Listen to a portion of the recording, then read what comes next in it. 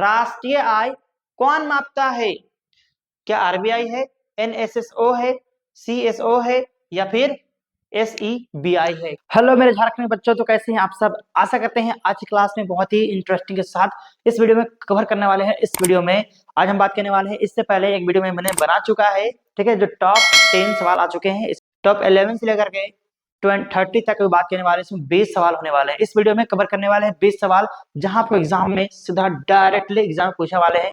ये सेट 1 है, अभी सेट 1 ही चल रहे हैं, ठीक है, जो हम लोगों ने टॉप 10 तक ही कर पाए थे। तो आज हम बात कर रहे हैं किसकी, एसएसटी को लेकर का है, जिसको हम लोग सोशल साइंस को भी जानते हैं। तो चलिए हम स्टार्ट करते हैं बिना टाइम वेस्ट वीडियो को। तो हम बात करें, मेरा नाम है कलाम और आप देख रहे हैं LTR GK study online classes. ये हम बात कर रहे हैं क्लास 10th की क्लासेस चलने वाली है, जो सेट है वो क्लास 10th की है और जेएससी बोर्ड में 2026 के लिए है ना, बहुत आवश्यक है, बहुत ही महत्वपूर्ण है। तो हम जो बात कर रहे हैं बच्चे, VVI टॉप 30 ऑब्जेक्टिव एमसीक्यूज होने वाले हैं, लेकिन इसमें 30 में से हम 10 कर चुके हैं, ठीक है। इसका लिंक मैं डिस्क्रिप्शन में दे दूंगा, वहां से देख लेना, ठीक है, जहां हम बात कर रहे थे। तो ये सारे मॉडल पेपर पर ही आधारित है, ठीक है।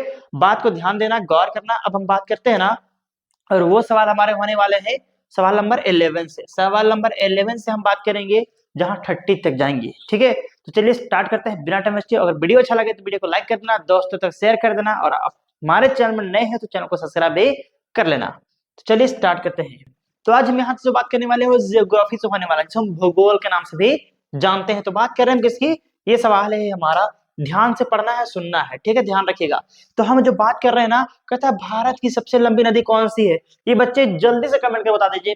प्यारा सा तो है बच्चे सवाल, कितना आसान सवाल पूछा है कि भारत की सबसे लंबी नदी कौन सी है। आपको मैंने ऑप्शन भी दिखा दूंगा, तो आप आंसर तो धड़ से मार देंगे। तो यहाँ पे 4 ऑप्शन हुए हैं, इस 4 में से एक आंसर आपका होने वाला है, तो इसका कमेंट में आप आंसर दे सकते हैं, ठीक है। जल्दी से प्यारा सा कमेंट में आंसर दे दीजिए जल्दी से, ठीक है बच्चे। अब हम बात करेंगे अगले सवाल पे।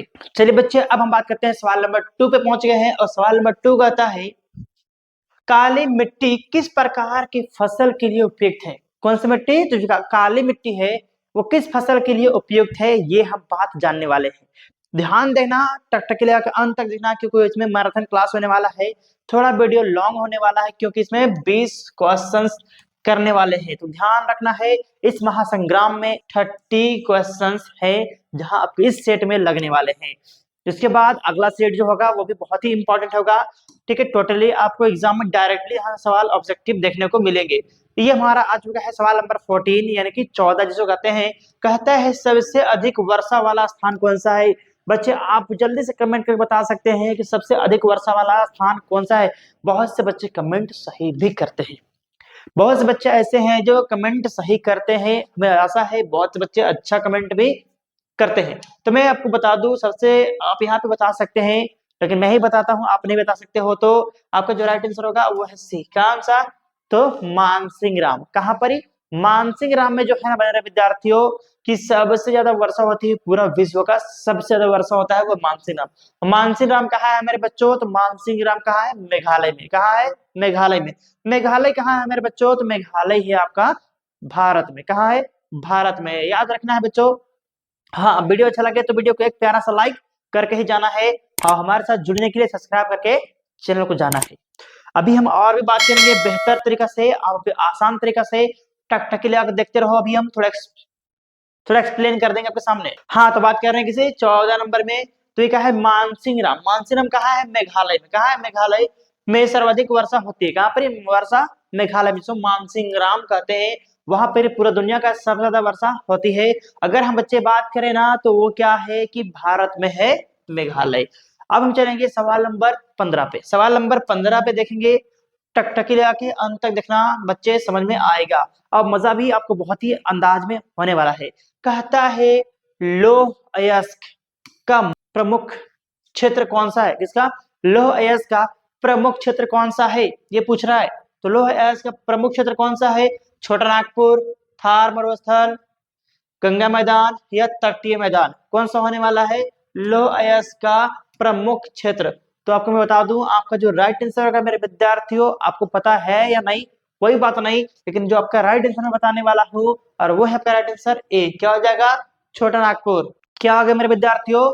ए नंबर आंसर आपका हो गया ना। छोटा नागपुर जो है वो क्या है, लौह अयस्क का प्रमुख क्षेत्र है। सबसे ज्यादा लौह अयस्क कहाँ मिलता है, तो वो है छोटा नागपुर। याद रहेगा, हाँ छोटा नागपुर कहाँ, अब सीधा समझ सकते हो महाराष्ट्र। कहाँ पर ही, महाराष्ट्र। याद रहेगा महाराष्ट्र में, ठीक है, याद रखना है मेरे विद्यार्थियों। अभी हम बात करेंगे और बेहतर तरीका से। तो वीडियो अच्छा लगेगा ना तो लाइक करके जाना है, एक प्यारा सा तो लाइक आपके हाथ से बनता है मेरे विद्यार्थियों। अभी देखो एक्सप्लेन करते हैं आपके साथ। तो लो भाई ये आ गया हमारा एक्सप्लेनेशन। बात करें छोटा नागपुर पठार जो है ना खनिजों से समृद्ध है, यानी भरा हुआ है। क्या है, समृद्ध है, समृद्ध है यानी भरा हुआ है। कौन सा, छोटा नागपुर। किसके लिए, तो लौह अयस्क के लिए। ध्यान रहेगा, हाँ ध्यान रखना चाहिए। और टकटकी की अंत तक देखना, बहुत ही इंपॉर्टेंट क्लास चल रहा है। ये क्लास आपके लिए बहुत ही महत्वपूर्ण है। मैं आपको हंसा हंसा के नहीं बल्कि थोड़ा सीरियस मूड में पढ़ा रहा हूँ। अब यहाँ हमारा स्टार्ट होता है और वो है इकोनॉमिक्स। क्या बात कर रहे हैं, अब यहाँ से इकोनॉमिक्स की हम चर्चा कर रहे हैं। ध्यान देने की जरूरत है आपको, टकटकी आके अंत तक देखने की जरूरत है, क्योंकि यहाँ पे VVI सवाल है, टॉप 30 सवाल है, जिसे हम पहुंच चुके हैं टॉप 16 नंबर पे पहुंच चुके हैं सवाल पे। तो वीडियो को इसी तरह टकटकी आके देखना है। अभी हम बात कर रहे हैं विकास का मुख्य उद्देश्य क्या है। क्या सवाल पूछा है, विकास का मुख्य उद्देश्य क्या है, यानी डेवलपमेंट का मुख्य उद्देश्य क्या है। आय बढ़ाना, जीवन स्तर सुधारना, शिक्षा, स्वास्थ्य। क्या आंसर होने वाला है मेरे बच्चों, आप कभी कमेंट करके बता सकते हैं। मुझे आशा है, मुझे भरोसा है, मेरे झारखंड बच्चों भी बहुत ज्यादा कमेंट करते हैं, मुझे पता है। हाँ मुझे पता है बहुत से बच्चे कमेंट करते हैं। चलिए मैं आपको राइट आंसर की तरफ लेकर चलता हूँ, और वो है आपका राइट आंसर बी। क्या राइट आंसर हो जाएगा, बी, जीवन स्तर सुधार। ठीक है, जीवन स्तर सुधारना ही क्या है, आपका विकास का मुख्य उद्देश्य है। अभी मैं आपको एक्सप्लेन करूंगा और अच्छे से, ठीक है, ध्यान देना। ये लो भाई बी आ गया। तो हम बात कर रहे हैं किसकी, विकास का उद्देश्य क्या होता है, जीवन स्तर को बेहतर बनाना। क्या होता है, जीवन स्तर को बेहतर बनाना ही क्या है, विकास है। ठीक है, याद रहना चाहिए। हाँ बच्चे, अभी मैं बात करूं, ये सारे सवाल बहुत ही इंपॉर्टेंट है, VVI है। हाँ और एक बात कहूँ कि अगर वीडियो अच्छा लगे तो वीडियो को लाइक करके दोस्तों शेयर भी कर देना।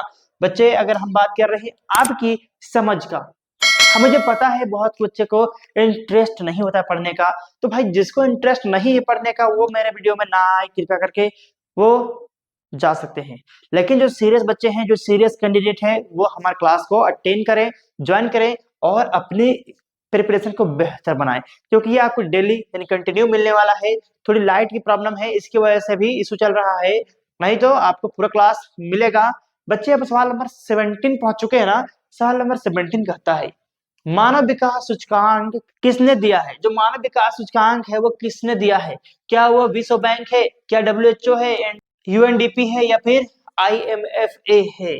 यह आपको क्या राइट आंसर लगता है मेरे विद्यार्थियों। अगर आपको पता है तो आप कमेंट कर दो, और नहीं पता है तो जान लो मेरा से, क्योंकि बच्चे हम क्लास ले रहे हैं ना आपका, बहुत ही बेहतर लेंगे। बहुत से बच्चे कमेंट करते भी हैं और बहुत से बच्चे कमेंट नहीं भी करते हैं, कोई इशू नहीं है। आप अगर कमेंट नहीं करते, अगर नहीं पता है तो कोई बात नहीं, जानना सबका अधिकार है। मैं बता रहा हूं ना, आप जानो, मैं बता रहा हूं आप जानो, क्योंकि शिक्षा है सबका अधिकार है। कि नहीं अधिकार, हमने पढ़ा है सर, मौलिक अधिकार है। तो बच्चे जो आपका राइट आंसर होने वाला है, और वो राइट आंसर है सी वाला, क्या हो जाएगा, UNDP। क्या हो जाएगा, UNDP जो है ना मानव विकास सूचकांक देता है। कौन देता है, UNDP। कौन, UNDP मानव विकास सूचकांक देता है। अभी और भी अच्छे से आपको एक्सप्लेन करने वाले हैं, ध्यान देना है। मजा आ जाए ना तो लाइक करके जाना है। ठीक है, देखो बाबू हम बात कर रहे हैं किसकी, UNDP जो है ना मानव विकास सूचकांक देता है। याद रहेगा, हाँ सर याद तो रहेगा, रहेगा कि नहीं रहेगा, रहना चाहिए, रहना चाहिए बच्चे। अभी आपने शुरू किया है, बहुत बच्चे कमेंट भी करते हैं, बहुत कुछ गलत भी करते हैं, बहुत अच्छे भी करते हैं। तो बच्चे जिसको पॉजिटिव आंसर है वो पॉजिटिव कमेंट करे, जिसके पास नेगेटिव थॉट्स रहता है वो नेगेटिव कमेंट करते हैं। तो आप कैसा कमेंट करते हैं, ये आपका कमेंट मुझे बताएगा। कहाँ से है, आप ये भी कमेंट करके हमें बता सकते हैं बच्चे। हम बात कर रहे हैं अभी नेक्स्ट अगले सवाल की तरफ। लो भाई 18 नंबर है, बहुत ही इंपॉर्टेंट है, बहुत ही इंटरेस्टिंग सवाल भी पूछा है। कहता है बच्चे कि प्राथमिक क्षेत्र का उदाहरण क्या है। किसका पूछा है मेरे विद्यार्थियों, किसका पूछा है, किसका, याद रहेगा कि नहीं रहेगा, प्राथमिक क्षेत्र। प्राथमिक क्षेत्र का उदाहरण क्या है, सर जी प्राथमिक क्षेत्र की बात कर रहे हैं आप, प्राथमिक क्षेत्र क्या होता है। तो भाई प्राथमिक मतलब प्राथमिक का मतलब क्या होता है? तो सीधा बात हम कह सकते हैं प्रथम चरण। क्या कह सकते हैं उसको? प्रथम। हम बात करें प्रथम जीवन की, हम बात करें प्रथम की, तो प्राथमिक क्षेत्र वो होता है जिससे भूमि का, तो सीधा हम क्या कह सकते हैं उसको? भूमि से रिलेटेड जितना भी काम हो वो सब किसके अंतर्गत? प्राथमिक क्षेत्र के अंतर्गत ही होता है। किसके अंतर्गत होता है? प्राथमिक क्षेत्र के अंतर्गत ही होता है। याद रखना, यानी कि जब बात कर रहे हैं किसकी? कृषि। कृषि जो है ना वो क्या है? प्राथमिक क्षेत्र के अंतर्गत आएगा। अभी और अच्छे से एक्सप्लेन करेंगे, ध्यान देने की जरूरत आपको है, प्रैक्टिकली देखने की जरूरत है आपको। कहता है कृषि प्राथमिक क्षेत्र में आते हैं। किस क्षेत्र में? तो प्राथमिक क्षेत्र में आता है और वह कृषि। आशा है मैं आपका कि आपका एक लाइक हमारे सपोर्ट के लिए काफी होगा और हमारा क्लास आपको बहुत ही बेहतर लग रहा होगा। वीडियो अच्छा लग रहा है ना तो वीडियो को टक टक लगी और अंत तक देख लो, क्योंकि इसमें बहुत सारे सवाल होने वाले हैं। इसमें भी बहुत सारे सवाल होने वाले हैं, बहुत ही मजा आने वाला है, क्योंकि ये सेट चल रहा है जोहार क्लास। इस क्लास का नाम है जोहार क्लास, बहुत ही इंपॉर्टेंट है सेट, ठीक है, ध्यान रखने की बातें हैं। हाँ तो बच्चे हमारा सवाल नंबर 19 क्या कहता है? बहुराष्ट्रीय कंपनी क्या है? कौन सा कंपनी? बहुराष्ट्रीय कंपनी। एक प्यार से लाइक करोगे ना तब इसका आंसर देने वाले हैं, बहुत ही मजा आने वाला है अभी, बहुत मजा है ना। तो भाई बहुराष्ट्रीय कंपनी उसे कहते हैं जो एक राष्ट्र में ना रह करके कई राष्ट्रों में रहता है, कई देशों में रहता है, उसे ही क्या कहते हैं? बहुराष्ट्रीय कंपनी। देखो बच्चे इसमें एक सवाल का ऑप्शन बी होने वाला है, राइट आंसर क्या हो जाएगा? बी होगा। क्या होगा? कई देशों में काम करने वाली कंपनी, ठीक है, कई देशों में काम करने वाली कंपनी को ही क्या कहते हैं? बहुराष्ट्रीय कंपनी। याद रहेगा कि नहीं रहेगा? अभी और अच्छे से एक्सप्लेन करेंगे। लो भाई, जिसे हम बात करें एमएनसी, कई देशों में कार्य करती है, एक कंपनी का नाम है एमएनसी, ठीक है। अभी हम और अगले सवाल पे चलते हैं। हमारा अगला सवाल होने वाला है और वह है 20। सवाल नंबर 20 पहुंच चुके हैं और कहता है वैश्वीकरण का लाभ क्या है? वैश्वीकरण मतलब होता है, सीधा समझ ले, यहाँ सब सीधा समझते हैं वैश्विक। विश्व मतलब दुनिया, दुनिया का करण, करण मतलब एक ही करण, विश्व को क्या करना है? एक जगह लेकर आना है, विश्व पूरी दुनिया को एक जगह लेकर आना है, क्या है? वैश्वीकरण। यहाँ पे दिया हुआ है, देखो हम बात करें बेरोजगारी, महंगाई, अधिक अधिक विकल्प या नुकसान। तो भाई अगर जब विश्व पूरी दुनिया एक जगह होगा, लेकिन जब बाजार लगेगा तो क्या होगा? बहुत सारे विकल्प हो जाएंगे, है ना। वही की दुकान बहुत सारे हो जाएंगे, नहीं हो जाएंगे? हो जाएंगे। यानी कि राइट आंसर क्या हो जाएगा? सी वाला, राइट आंसर सी होगा। अधिक विकल्प क्या हो जाएगा? अधिक विकल्प आपका राइट आंसर हो जाएगा। अगर कोई भी सामान खरीदना हो तो मोनोपोली नहीं होगा, एकल मार्केट नहीं होगा, वहां पर क्या हो जाएगा? प्रतियोगिता मार्केट हो जाएगा। वहां पर ही कहीं पूछेंगे तो 2 रुपया, कहीं पूछेंगे तो 4 रुपया, कहीं पूछेंगे तो 3 रुपया, इस हिसाब से दुकान में आपका सामान के लिए रेट रहेगा। तो ये क्या हो जाएगा? प्रतियोगिता बढ़ जाएगी। अभी देखो एक्सप्लेन करते हैं। कहता है वैश्वीकरण से अभी उपभोक्ताओं को अधिक विकल्प मिलते हैं। किसको? यूजर्स को, यूजर्स जिसको इस्तेमाल करता है उसको अधिक विकल्प मिलता है ना बच्चे। हाँ वीडियो अच्छा लग रहा है कि नहीं लग रहा है? लग रहा है सर। जब वीडियो अच्छा लग रहा है तो वीडियो को क्या करना है बच्चे? लाइक। अगर आप हमारे चैनल नए हैं तो चैनल को सब्सक्राइब कर लेना है ना बच्चे। अब हम पहुंचते हैं, अब है हमारा एक्स्ट्रा इंपॉर्टेंट बोर्ड एग्जाम के लिए क्वेश्चन जो एक्स्ट्रा में है, ठीक है। पहला सवाल कहता है बच्चे भारत का संविधान किससे प्रेरित है? जो भारत का संविधान है ना वो किससे प्रेरित है?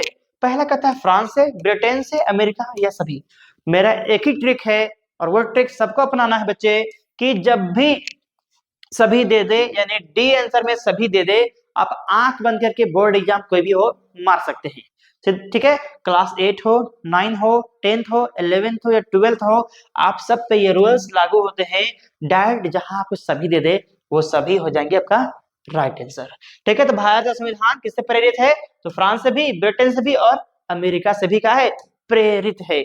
अभी देखो एक्सप्लेन। हाँ अब सवाल नंबर नेक्स्ट, अब सवाल नंबर हमारा अगला है और सवाल नंबर अगला कहता है जनसंख्या वृद्धि का मुख्य कारण क्या है? किसका? जनसंख्या वृद्धि का मुख्य कारण क्या है? तो भाई मृत्यु दर, जन्म दर अधिक, या फिर दोनों, या प्रवास। भाई जनसंख्या वृद्धि होगा, बढ़ोतरी होगा, तो जब जन्म होगा तब ना, यानी कि राइट आंसर क्या हो जाएगा? बी वाला। क्या हो जाएगा? बी वाला आपका राइट आंसर हो जाएगा, ठीक है। जन्म दर अधिक, क्या हो जाएगा? जन्म दर अधिक होगा तभी जनसंख्या वृद्धि में आएंगी, ठीक है। अब इसमें एक्सप्लेनेशन नहीं है, क्यों? एक्स्ट्रा बात हम कर रहे है, एक्स्ट्रा सवाल है और वो भी इंपॉर्टेंट, कभी भी सवाल यहाँ से पूछ सकता है आपका। ठीक है, अब बच्चे कहते हैं प्राकृतिक वनस्पति किस पर निर्भर करता है? कौन? प्राकृतिक वनस्पति। क्या वो जलवायु पर? पहला कहता है क्या वो जलवायु पर, दूसरा कहता है मिट्टी पर, तीसरा कहता है वर्षा पर, और चौथा कहता है डी। तो सर कलाम सर तो कह दिए है ना कि जब भी सभी मिले आंसर मार देना है डी वाला। तो राइट आंसर क्या है? सभी पर निर्भर करता है। कौन? प्राकृतिक वनस्पति। किस किस चीज पर? जलवायु पर, मिट्टी पर, वर्षा पर, यानी कि इन तीनों पर क्या करता है? निर्भर करता है। ठीक है मेरे बच्चों, अब हम बात करें मेरे विद्यार्थियों, याद रखने की बातें हैं। अब बात कर रहे हैं सवाल नंबर नेक्स्ट। कहता है बैंक किस क्षेत्र में आता है? जो बैंक है ना वो कौन सा क्षेत्र में? क्या वो प्राथमिक, द्वितीयक, तृतीयक या चतुर्थक? सर आज तक तुम चतुर्थक पढ़े ही नहीं है ना? आज तक चतुर्थक आज तक तुम पढ़े ही नहीं है। यही तीन होते हैं, तीन में से कौन आंसर होने वाला है बच्चे? आप कमेंट कर पाओगे क्या? अगर कमेंट कर पाओगे तो कर दो, और नहीं तो कोई बात नहीं, है ना? क्योंकि कलाम सर के साथ है, आपके साथ है, जुड़ा है, पढ़ाएगा, मन लगा के पढ़ाएगा मेरे बच्चों। तो आपका जो राइट आंसर होने वाला है सी। क्या हो जाएगा? सी आपका राइट आंसर होगा। ठीक है, तृतीय क्षेत्र में आता है कौन? बैंक, जिसको हम क्या कहते हैं? एक और नाम जानते हैं जिसको हम कहते हैं, और वो है हमारा सेवा क्षेत्र। क्या नाम जानते हैं? सेवा क्षेत्र। ठीक है, जिसे हम तृतीय सेक्टर कहते हैं इंग्लिश में, है ना? अब बच्चे हम अब आप बात करेंगे अगले सवाल पे। क्या बात करेंगे? अगले सवाल पे। ठीक है, ना भुलाएंगे तुझको, ना याद करेंगे तुझको, सक्सेस मिलने के बाद तूफान मचाएंगे तुझको। ये सवाल आपका एग्जाम में आ गया ना तो सबसे बनाएंगे कौन? कलाम सर के स्टूडेंट। कहता है सबसे अधिक रोजगार किस क्षेत्र में है? सबसे अधिक जो काम है वो किस क्षेत्र में है? पहला कहता है उद्योग, दूसरा कहता है सेवा, तीसरा कहता है कृषि, चौथा कहता है व्यापार। इसका कमेंट आप करो भाई, एक तो कमेंट कर सकते हो ना, एक तो कमेंट कर सकते हो कि सबसे अधिक रोजगार कौन सा क्षेत्र में है भी। ये कमेंट आपको करना है तो करना है। सवाल नेक्स्ट चलेंगे अब अगला सवाल पे। ठीक है, कहता है संघीय शासन का उदाहरण क्या है? संघीय शासन का उदाहरण क्या है? संघ मतलब एकजुटता, संघ का मतलब एकजुटता का उदाहरण क्या है? हम सब जानते हैं भारत का है, एक संघियों का देश है। क्या है? एक संघियों का देश है। राइट आंसर सी वाला क्या हो जाएगा? भारत। भारत आपका राइट आंसर होगा। ये 27 नंबर पहुंच चुके हैं ना सवाल। अब देखो सवाल नंबर 28 क्या कहता है? पंचायती राज कितने स्तर का होता है? जो पंचायती राज है वो कितने स्तर का होता है? 1, 2, 3 या 4? पंचायत गांव के बच्चे हो ना तो कमेंट कर देना, गांव के बच्चे हैं तो कमेंट कर देना, और प्यारा सा एक लाइक कर देना। शहर के बच्चे हैं तो, शहर के बच्चे हैं तो प्यारा सा लाइक, और गांव के बच्चे हैं तो प्यारा सा कमेंट करके बता दो, है ना? तो बच्चे मैं बता दूं आपको, जो आपका राइट आंसर होने वाला है वो होता है 3 स्तरीय। क्या होता है? 3 स्तरीय, जिसको क्या कहते हैं? मुखिया, वार्ड और एक और है, कमेंट के बताना। ठीक है, बताना आपको काम है। ठीक है, बताना आपका काम है, जिसको हम क्या कहते हैं बता दो अपने से। अब हमारा देखो ये सवाल नंबर 19 क्या कहता है बच्चे कि सड़क परिवहन का सबसे बड़ा लाभ क्या होने वाला है? तो सड़क परिवहन का सबसे बड़ा लाभ क्या होने वाला है? कमेंट करके बताना। नहीं है वो, मैं बताऊंगा इसके। कहता है महंगाई, दूसरा कहता है धीमा, तीसरा कहता है सस्ता व लचीला, और चौथा कहता है जोखिम। क्या कहता है? सड़क परिवहन का सबसे बड़ा लाभ क्या है? तो सड़क परिवहन का सबसे बड़ा लाभ है, और वो है सस्ता और लचीला। क्या हो जाएगा? सस्ता और लचीला, ये लाभ है हमारा। सस्ता भी है सड़क परिवहन, ठीक है ना, और लचीला है। अब सवाल नंबर 13 जो टॉप 13 होने वाले हैं, और ये हमारा सवाल आ चुका है बोर्ड में। कहता है हरित क्रांति का संबंध किससे है? हरित क्रांति, अब देखो बच्चे आपको याद रखने की तरीके में बता रहा हूँ। हरित क्रांति का संबंध किससे है ये आप याद रखने की एकदम सबसे आसान ट्रिक याद रखना। हरित क्रांति का मतलब होता है हरा भरा। हरित का मतलब ही क्या होता है? हरा भरा। तो हरा भरा कब होता है बच्चे? हम और आप जानते हैं कि हरा भरा खेती बाड़ी के मौसम में होता है, खेतवा लगाने से समय होता है, धनवा रोपने समय होता है। होता है कि नहीं होता है? होता है, यानी कि एग्रीकल्चर। राइट आंसर क्या हो जाएगा? कृषि। राइट आंसर कृषि। जो बात कर रहे हैं हरित क्रांति किससे संबंधित है? तो कृषि से संबंधित है ना? आई होप हमारा क्लास आज का बहुत ही बेहतर लगा होगा। हमने झारखंड बोर्ड का एग्जाम पे चल रहे हैं लेकर के, इसमें एमसीक्यूज कंसेप्ट वाइज आपको क्लियर किए हैं। बच्चे आशा है हमें हमारा क्लास आपको आज का बेहतर लगा होगा। अगर वीडियो अच्छा लगा है तो वीडियो को लाइक कर देना, दोस्तों से शेयर कर देना। अगर आप हमारे चैनल में नए हैं बच्चों तो चैनल को सब्सक्राइब करके बेल आइकन को प्रेस कर लेना। मिलेंगे नेक्स्ट वीडियो में फिर, तब तक के लिए जय हिंद, वंदे मातरम।